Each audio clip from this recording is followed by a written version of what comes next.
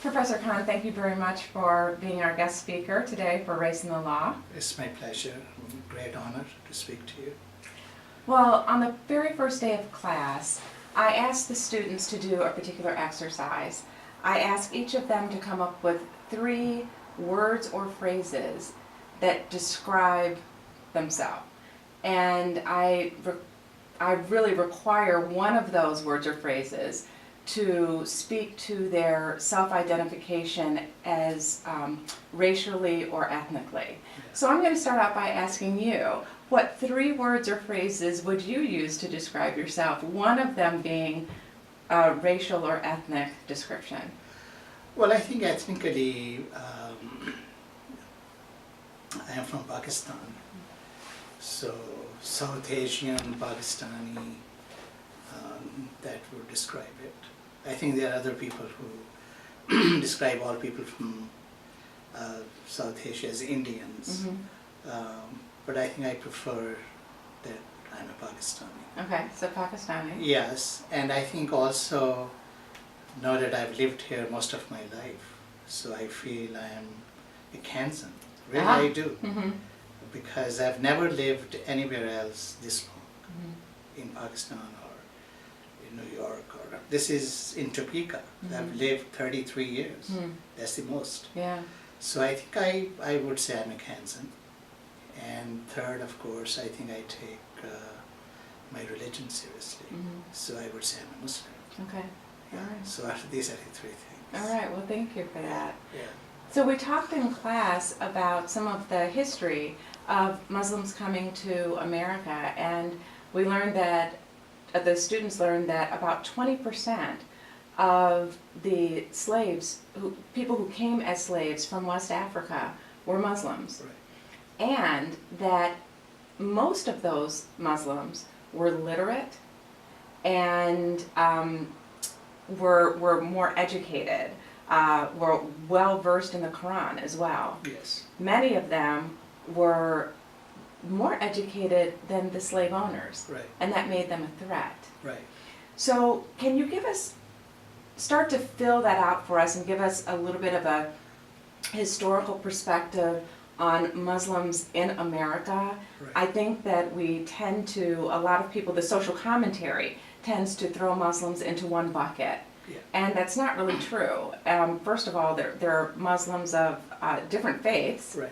and from many different parts of the world. Right. So can you talk about how historically we came to have a fairly diverse Muslim population in the United States? Yes, I think if you look at the genesis of the United States and you go back to the 15th century, that's where the Muslims were expelled from Spain.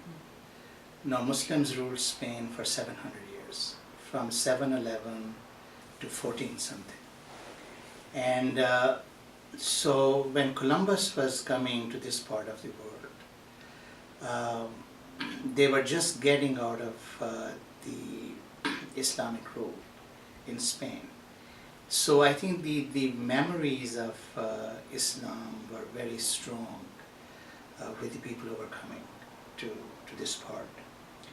And enslaving West Africans was part of that expedition, because Senegal and Gambia, these were Muslims for several centuries before they were brought to the Americas. Right now, Senegal is 99% Muslim. So most of the slaves who came from Western Africa, either they were Muslims or they were very familiar with Islam. Very, very familiar with Islam. Actually, one of the languages of Gambia is written in Arabic script. So there are only 4 languages in the world that are written in the Arabic script: Persian, Urdu, Arabic, and Wolof, which is. So I think the memories of Islam were very, very strong, and they were sort of Christian mission to take away their religion. So when we talk about slavery, one of the mission was to decivilize them and to take away their identity. Yes. So I think it's no coincidence that in the 60s with Malcolm X and many other Nation of Islam people, they were becoming Muslims because they discovered history. And they found that their roots were actually in Islam. And I think Nation of Islam went through phases, but eventually it turned to mainstream Islam. So I would say that the oldest Muslims living in the United States will be West Africans. And they were here even before the Protestant religion was introduced. Remember, in 15th century there was no Protestant religion. These were simply Catholics and Muslims, right? So actually there's one book called Servants of Allah, and they describe how the first people who came to America were Catholics and Muslims. And the Protestants, will be a century later that Martin Luther and others will introduce these reforms in the church. So Islam is very old. But I think then came the Middle Easterns and South Asians in the 60s and 70s.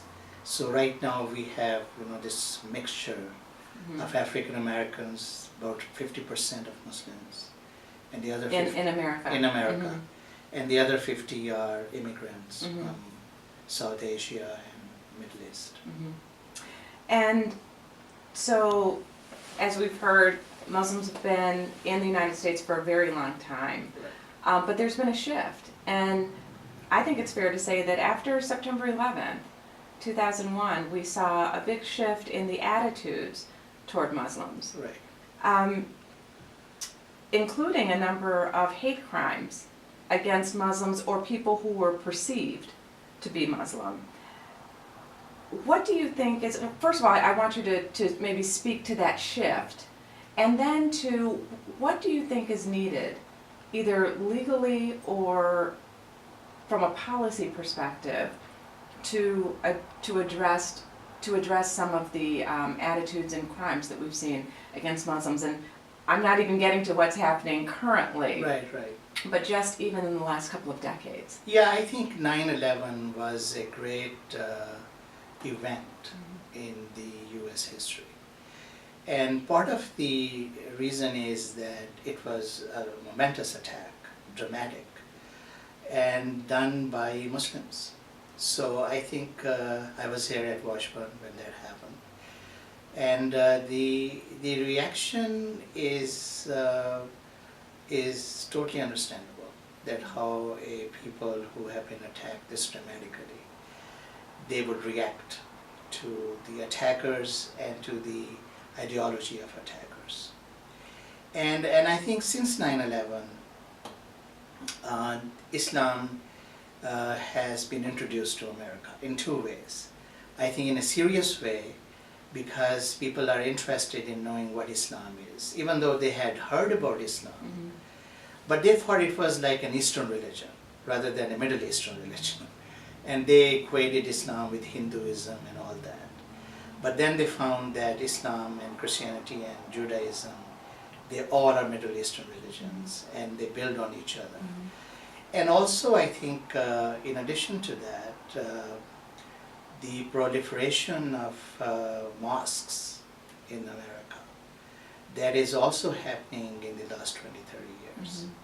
So I think on the one hand, there was a positive introduction of Islam, because people began to understand Islam in its true sense. But then the 9/11 made it as a very violent ideology. Yes. That probably Muslims are, by faith, very violent, and they would destroy, peaceful America. So I think those two currents are now intertwined. That on the one hand, people feel that Islam has, very old history. And one of the greatest, empire, Ottoman Empire, was Islamic. So I think for almost 1400 years, Muslims have been central to human civilization, long before the Europeans were. But for some reason now, particularly in the US, Islam is also portrayed as a very violent religion. Yes.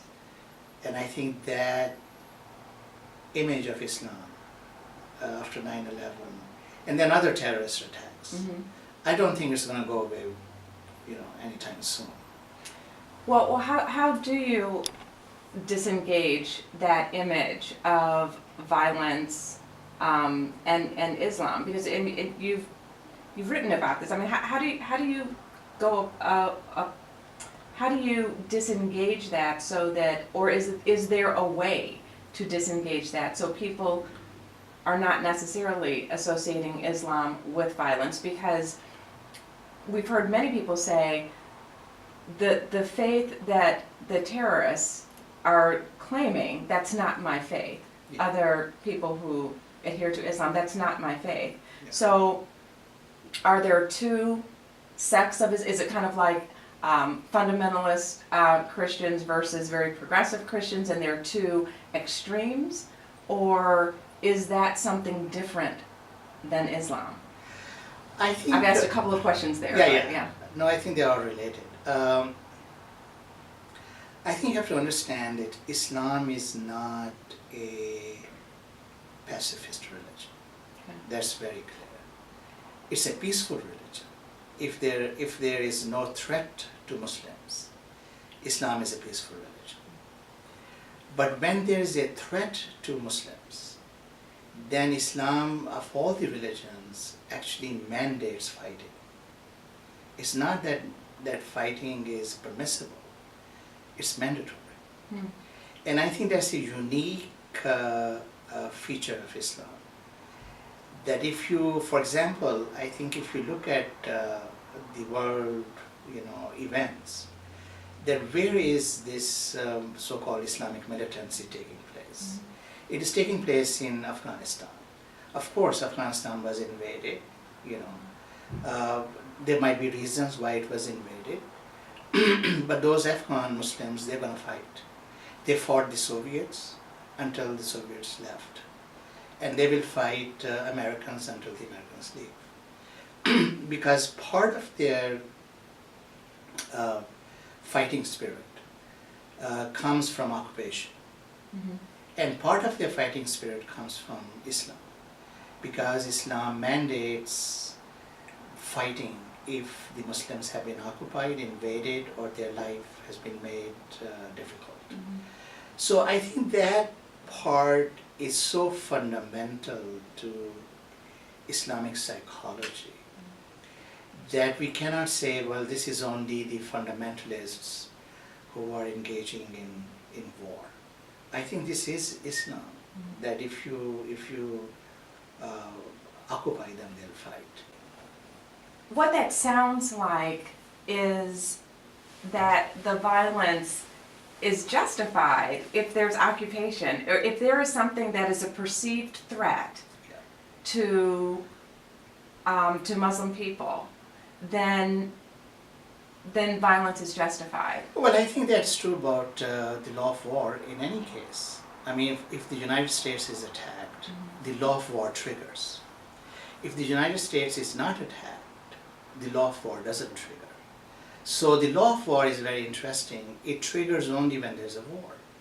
So similarly, Islamic law of war will trigger only if there is a war against Muslims.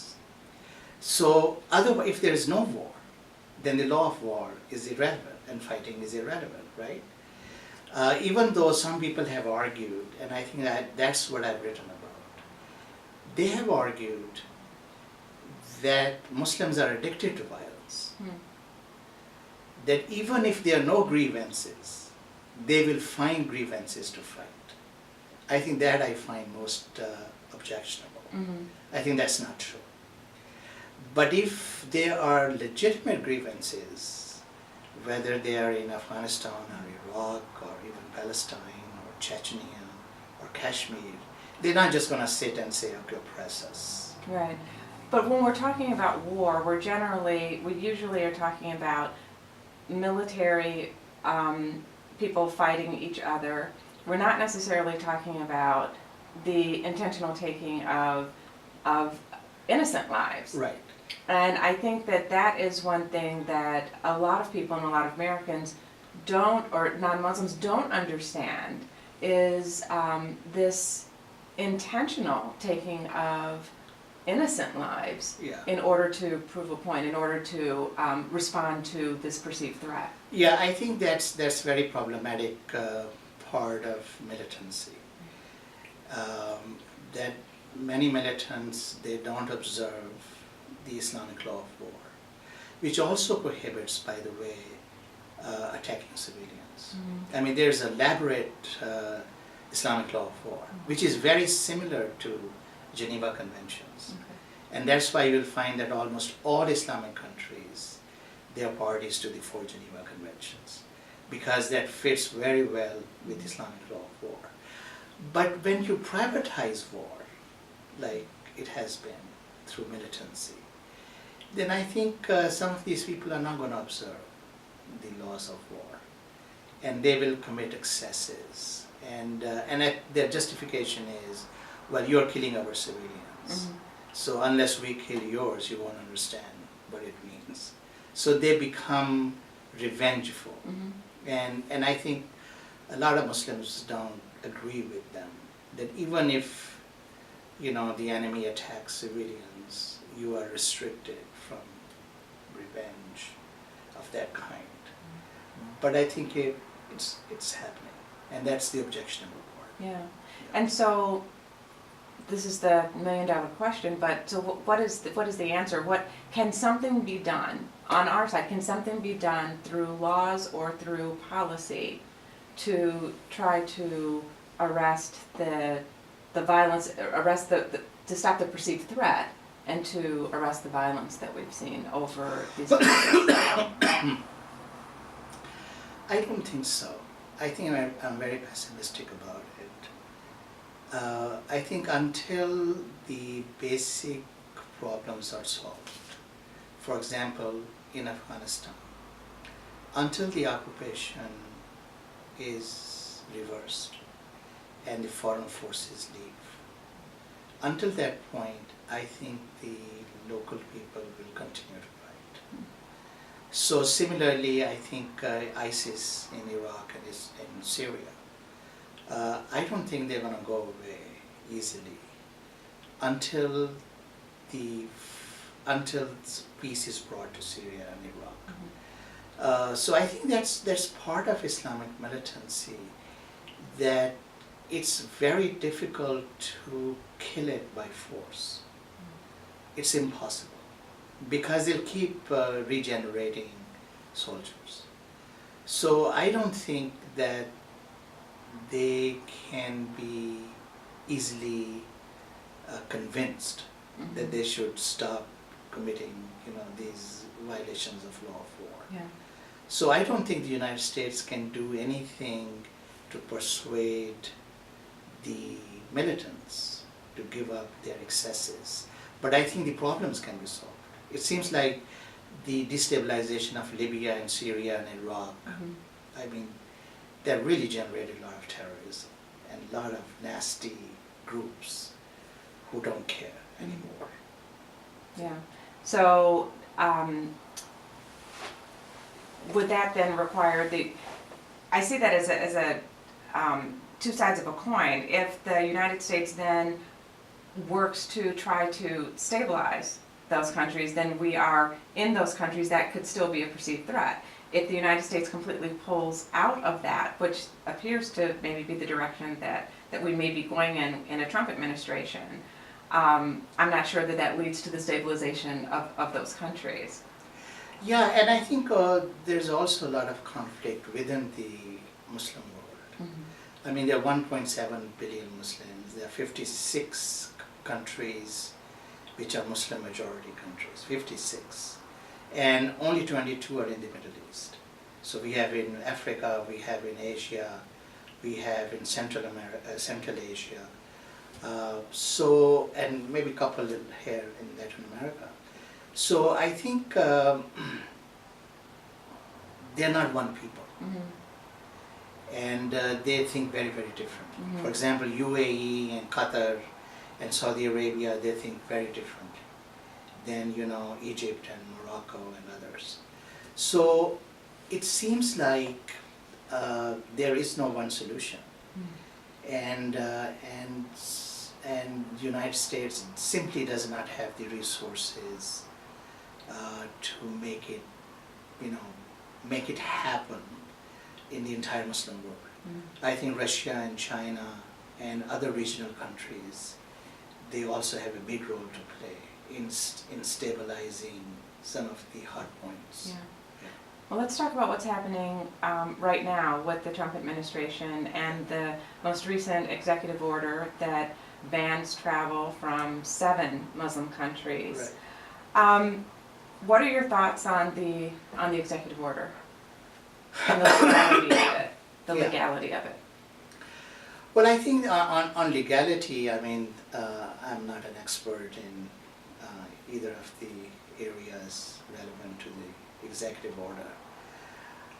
But it seems like on a more practical level, a lot of Muslim families have been disrupted. So if if you're a green card holder and you go to see your parents or your family, you were not sure whether you'll be able to come back, right? If you're a faculty visiting, so I mean there are a lot of little bitty details where totally innocent people have been caught into this executive order. And I think most of them were those people. And mind you that all these people who were coming to the United States, they had legal permission to come. Either they were green card holders, or they had work visas, or they had visit visas. So these were not illegal immigrants coming from these 7 countries. So I think suddenly stop them was, I think, not a good idea.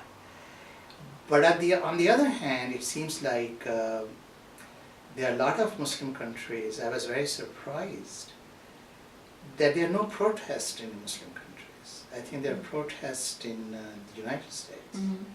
And other countries around the world are protesting as well. In Europe. Yeah, in Europe. But very, very few protests in the Muslim countries. Why do you think that is?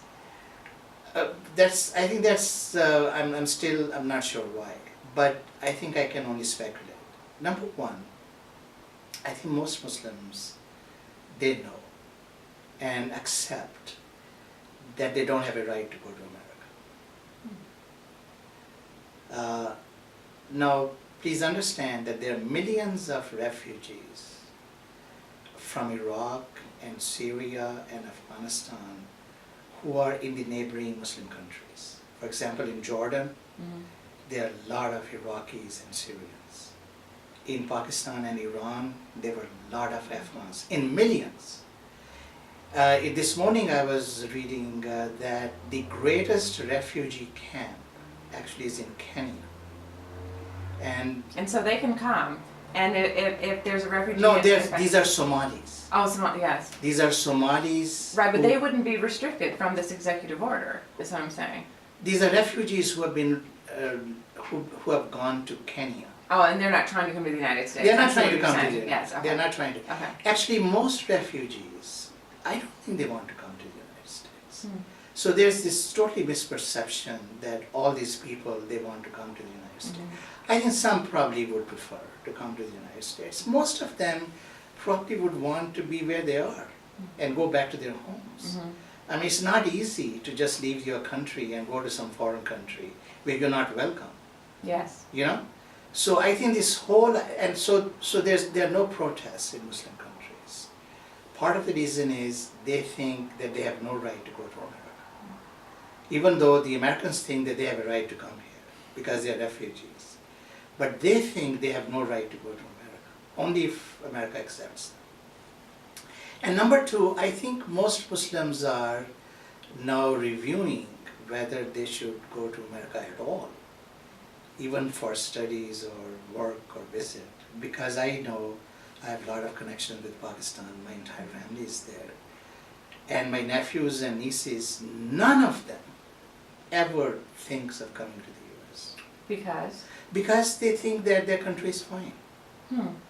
And they are in their families, they're doing, they're fine financially, otherwise. So I think that point needs to be understood, that America had much more attraction in the 60s and 70s and a lot of people wanted to come here, even from the Muslim countries. Now things are changing.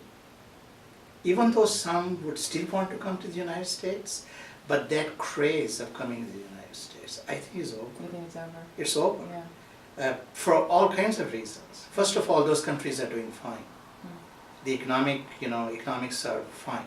Number two, there is so much propaganda, and rightly based, that you're not welcome in America. Do you think that many people actually feel more secure, safer in their own countries than coming to America? There's a sense of insecurity here. Absolutely. I think there are a lot of Muslims who know. And you see all these news that this mosque has been burned. Or that the hijab has been pulled off a woman's face. Yeah. I mean, these stories are not hidden and limited to America. They are all over the world, right? So when Muslims see these stories, read these stories, why would they come? So I think there's a fundamental shift, in my view, that very, very few Muslims would love to come to America. I think they would not. Yeah. That even though Americans feel good being open, because they feel that's who they are, they're open to the world, but the world is seeing that the America is closed to them. That's very interesting, and I want to pick up on that, but is it also maybe the perception of Americans that other countries, why would you want to stay in your country when you can have the United States? It's, why wouldn't someone want to come here? Yeah, I think that is the perception, and that's not true anymore. So I think that speaks to whether the United States, are we moving away from globalization? It seemed like in the last couple of decades we were becoming more of we've always been a global citizen. I wonder if we are moving away from globalization, away from wanting to be a part of that global community. Yeah. What are your thoughts about that? Well, I think it seems like with the Trump victory and the people around President Trump, I think there's a substantial portion of Americans, and mostly they're in their 50s and 60s, and so-called boomers. I think if you look at the history of the boomers, they experienced trauma of change. On the one hand, they were seeing, fundamental changes happening in their country, like, 1954, Brown versus Board of Education, anti-miscegenation laws. They were all dismantled when they were children and adults. I mean, teenagers. I think a lot of them didn't buy into it. And a lot of them bought into it, but there were millions of boomers who resented the changes in America. And it seems like with Trump victory, they have come back. And this is the last time they will be in power, because, of course, life is limited. So I think this strong idea that America is white and America is Christian, and we were much better off before we made changes in the 60s. Is that the Make America Great Again? I think, let's make America, I think it's going back. Is that when it was great? Yeah, I think it's going back to an America before all these changes. So I think that powerful current, and if you listen to Michael Flynn and Bannon and all these people who are surrounding President Trump, they're all boomers, but I call them resentful boomers. They don't want changes. So I think they would ideally resurrect an America where white aristocracy rules, and everybody else either goes away or is subjugated. I don't think it's gonna last. I think it simply cannot last, because I was doing math that there are about 120 million so-called millennials, 34 and below.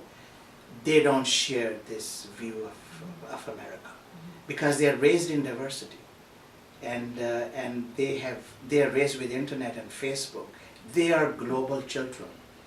They would never accept an America which was pre-60s America. So I think this is the last president of the boomers. So right now we're feeling this tension between nativism and cultural pluralism, and what you're saying is that we're going to move into that cultural pluralism We because have to. these Yeah. next generations are going to insist upon it. Exactly. And I think if you look at the stats and demographics and the way they voted, the millennials, they were either for Bernie or they were anti-Trump, because they didn't want to go to an America which is race-based and which is hostile to diversity. So I think that America which values diversity is going to emerge for sure. And when do you think that will happen? I think it's already happening, but I think my prediction is that this will be the last time that a white nationalism, a slogan, will be successful. Isn't there though a pretty large percentage of millennials who really, for whom this resonates? There were some young people, some in that age category, who were very supportive and very vocal. Not boomers, but in the Yes, generation. I don't think it's going to be 100% Right. millennials going for diversity. But the surge will then. Yeah, I will think be- there will be a shift. Right. The surge will shift. Because, I mean, their formative experiences are very different than boomers. As I said, boomers watched old America, and then they see the new America coming into being, right in front of their eyes as they were teenagers. Yeah. The millennials didn't see any of those. They didn't see separate fountains, they didn't see Right. lynching, they didn't see, even they saw discrimination, but they didn't see those momentous, horrible things, Yeah. Apartheid. Right. Uh, Complete separation. yeah, and there was no internet, there was no Facebook, Mhm. there was no globalism at that time. Now every teenager is connected to the universe. Yes. And I don't think they can afford to go back to some narrow view of racism and stuff. So you started out by saying you have a little bit of a pessimistic view. You have a very optimistic view of going forward. Yes, I think further in future, I think I'm very optimistic. But right now, I think it's a period of difficulty. And as long as this group of boomers who want to resurrect old America, I think they're in power. I think they will do their best to inflict harm on minorities and on even women. I mean, why there's a women's march? Right. I mean, that I find the most intriguing, because women were not part of old America. They were not part of old Right. America. Only men were part of old America. So And white men. and white men.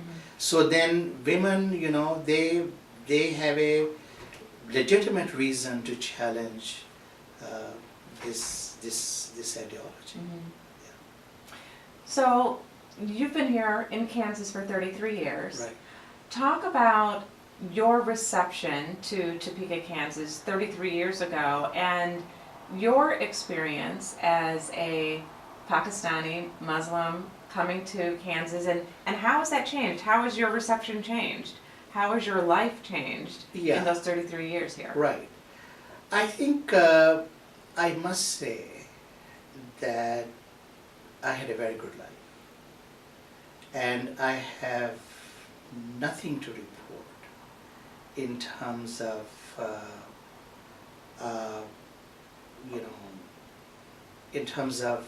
serious traumatic experiences of discrimination. I think I can honestly say that I lived a very peaceful life. And at Washburn and in Kansas, with Kansas people, and I was married here in Kansas. So I think my personal experiences are that I didn't face any traumatic discrimination or discrimination. I mean, of course, you see, I also understand, coming from Pakistan, that intergroup discrimination is natural. Mhm. So in Pakistan, there are so many groups, and they discriminate against each other. Sure, and we, So- in the African American community, we certainly have that, yeah. So I had that perspective Mhm. that some people are going to dislike you, Mhm. and I'll be very worried if everybody likes you, right? So with that understanding that you're in a foreign country, you're a foreigner, you're visibly different. Mhm. I mean, I didn't deny that facticity, that reality. Actually, I accepted it. Mhm. So I would say that personally, even through 9/11, I mean, that was the most difficult period, but nothing happened. Hmm. Nothing happened. What made it difficult for you? Difficult in the sense that the whole world in America was against Muslims. Mhm. This was an attack on America, right? And you were afraid that people are going to get crazy and they will, do some harm to you. Luckily, nothing happened. I think even though things happened in other parts of the country, I think relatively Kansas, for some reasons, remained peaceful. Even though some of its leaders say horrible things. But I think people in general, I mean, I've asked other Muslims in Kansas if they have any, public difficulty. And I think there are very few incidents. Actually, on the contrary, people would come to the mosques and to console people, Mhm. that we are with you. Well, there's a fairly strong interfaith Yeah. alliance here in Topeka. Yeah. So I think I would say, to be fair to Kansas, that the leaders sometimes they say horrible things Mhm. about Islam, but Kansans themselves, I think they're pretty stable and reasonable. What are our responsibilities as lawyers? Mhm. And how do we negotiate the legal system? And I feel very strongly, and I say it in my classes, that lawyers are the guardians of law. And we are the ones who make sure that laws are respected. And we are the ones who make sure that bad laws are changed as well. So I think we have several responsibilities towards the legal system. And I hope our law students understand that on the one hand, they are part of the lay population, and probably they think some of the things that others think. Mhm. But on the other hand, they have a very special responsibility to make sure that laws are upheld. And of course, the greatest law in America, in my view, is the law of anti-discrimination. I think if you ask me what is the single most law that I value the most, and I would say anti-discrimination law. Whether it is employment discrimination, whether it is discrimination in housing, whether it is discrimination in credit, anywhere, I think we as lawyers make sure that people have fair access to all these social goods and without discrimination. But do lawyers have any obligation?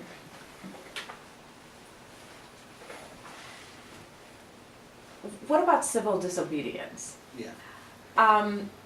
And lawyers participating in civil disobedience? You mentioned uphold the law and change bad laws.